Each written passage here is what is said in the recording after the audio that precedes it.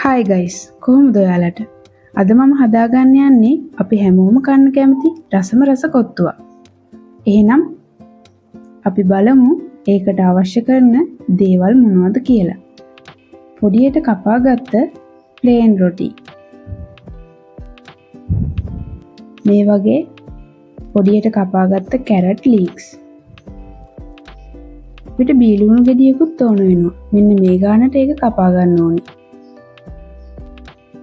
තක්කාලි,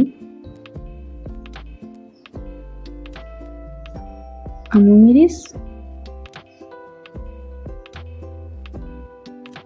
මේ විදිහට කපාගත්ත මාළු මිරිස්,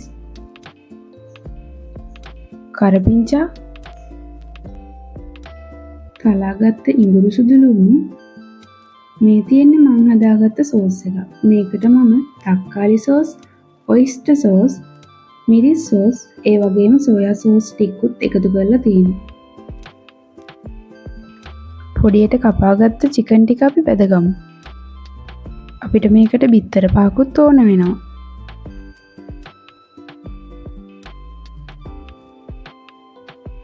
මේ තියෙන්නේ අපි බෙදගත් චිකන් ටික.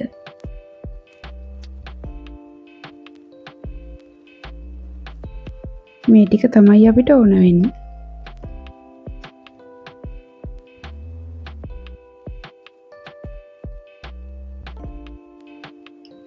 මේ තියෙන්නේ මම කලින් හදාගත්ත චිකන් ග්‍රේවි එක.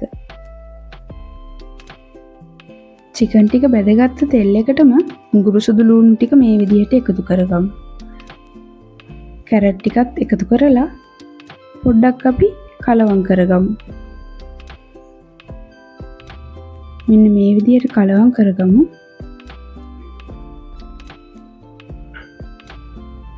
දැන් අපි ඒකටම කරපිංචා ටිකත් එකතු කරගමු. කැරට් ටික තෙලේ මෙන්න මේ ගානට තිබුණට පස්සේ පොඩියට කපාගත්ත ලීක්ස් ටිකත් එකතු කරගෙන ආයෙත් අපි හොඳට කලවම් කරගන්න ඕනේ.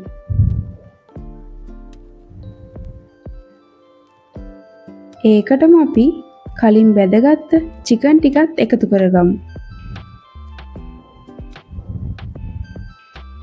මම කලින් හදාගත්ත සෝස් ටිකත් එකතු කරලා ආයෙත් අඩු ගින්දරේ මේ විදියට උයා ගන්නවා.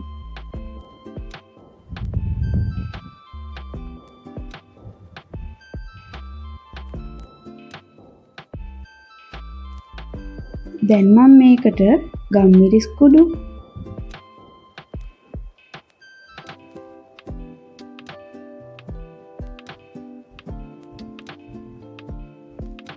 මිරිස් කුඩු,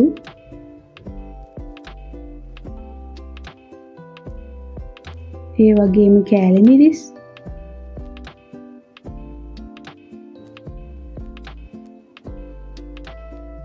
ලුණු ටිකකුත් එකතු කරගන්නවා.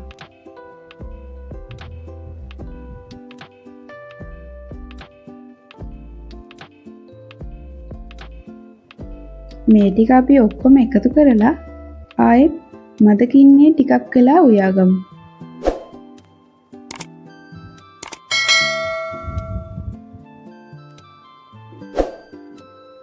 දැන් අපි ඒකට බිත්තර ටික එකතු කරගන්නවා.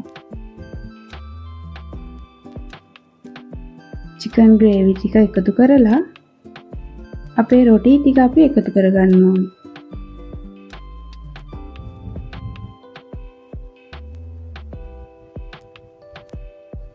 ඒකල්ලා හොඳින් කලවම් කරගමු.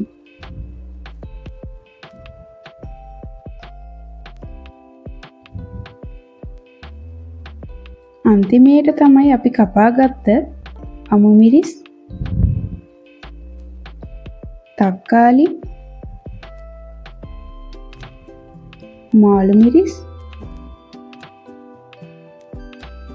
බීලුණු මේ ටික එකතු කරගන්නේ. දැන් හොඳට මතක තියාගන්න. අන්තිමේට අපි එකතු කරගත්ත දේවල් ගොඩක් වෙලා අපි උයාගන්නේ නැහැ. ඒවා අමුයෙන්ම තියෙන්න ඕනේ.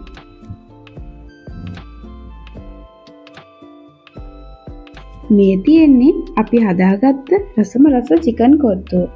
ඔයාලත් හදලා බලන්න. එහෙනම් යාළුවනේ අදට මම ගිහිල්ලා එන්න. ඔයාලා තාමත් අපිව සබ්ස්ක්‍රයිබ් කරලා නැත්නම් සබ්ස්ක්‍රයිබ් කරන්න. බෙල් අයිකන් එකත් ක්ලික් කරලා තියාගන්න. එහෙනම් මේ වගේ තවත් රස කෑමක් හදන ගමන් අපි හම්බ වෙමු.